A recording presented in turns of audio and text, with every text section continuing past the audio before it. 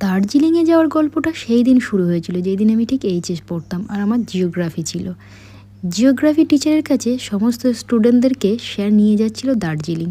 তো সেই সময় আমার সামর্থ্য ছিল না, মানে আমার মায়ের ততটাই সামর্থ্য ছিল না যেখান থেকে আমাকে ওই একটা অ্যামাউন্ট দিয়ে দার্জিলিংয়ের মতো খুব সুন্দর পরিবেশ দেখার জন্য পাঠাতে পারে। তো সেই দিন সত্যি বলতে মনটা ভীষণ খারাপ হয়েছিল। সমস্ত বন্ধুরাই দার্জিলিং গিয়েছিল, শুধুমাত্র আমরা কয়েকজন যেতে পারিনি। তার মধ্যে আমি তো অবশ্যই ছিলাম, কারণ মাকে বলার মতো সেই সাহস আমার ছিল না, যেখানে আমার মা আমাকে অনেকটা কষ্ট করেই পড়াশোনা করাতো, ইভেন সংসারটাও খুব কষ্ট করেই চালাতো।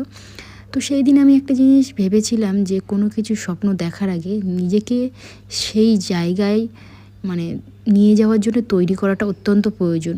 অবশ্যই সেটা নিজেকে ফিনান্সিয়ালভাবে দাঁড় করানো, মানে নিজে পায়ে দাঁড়ানো, তারপরে সমস্ত স্বপ্ন দেখা বা সেই স্বপ্ন পূরণ করার মানে একমাত্র তাদেরই সাজে। আমার তখন সাজে না। তখন আমি এটাই ভেবেছিলাম, ঠিক আছে যখন আমি নিজে পায়ে দাঁড়াবো, আর অবশ্যই দাঁড়াবো তো আমি নিজে একদিন কোনো না কোনো কিছু করে। তো আজকে আমি যথেষ্ট স্বাবলম্বী। আজকে আমি প্রায় 5 থেকে 7 বছর এমন একটা জব করি যেখান থেকে আমি প্রচুর আর্নিং করি। তো সেই জায়গা থেকে বলতে দ্বিধা নেই যে সেই দিনে সেই ইচ্ছেটা হয়তো যদি আমার পূরণ হয়ে যেত, আজকের এই তাগিদটা আমাকে থাকতো না, এই তাগিদে আমাকে টেনে নিয়ে যেত না। যে সেই দিন সেই ছোট্ট স্বপ্নটা কিন্তু আমি পূরণ করতে পারিনি। তার কারণ হচ্ছে একটাই, আমার সমস্ত ফ্রেন্ডসরা এখানে এসে খুব মজা করেছিল, প্রচুর ছবি তুলেছিল, প্রচুর ছবি পোস্ট করেছিল। তখন দেখেছিলাম, খুব খারাপ লেগেছিল, খুব কষ্ট হয়েছিল, কারণ তখন তো অতটার বাজেট, মানে সমস্ত জায়গায় কিন্তু পয়সার উপরে কিছুই নেই। সমস্ত কিছু, সে সম্পর্ক বলো আর যে কোনো ক্ষেত্রেই পয়সা ছাড়া আজকাল দুনিয়া পুরো অন্ধকার।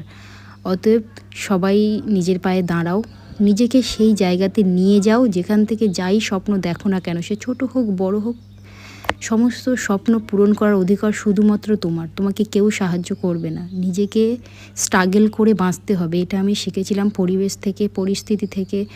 এবং আজকে আমি সত্যি বলতে সেই কষ্টটা ছিল বলে নিজেকে দাঁড় করানো, নিজেকে প্রতিষ্ঠিত করার একটা চেষ্টা আমি করেছিলাম।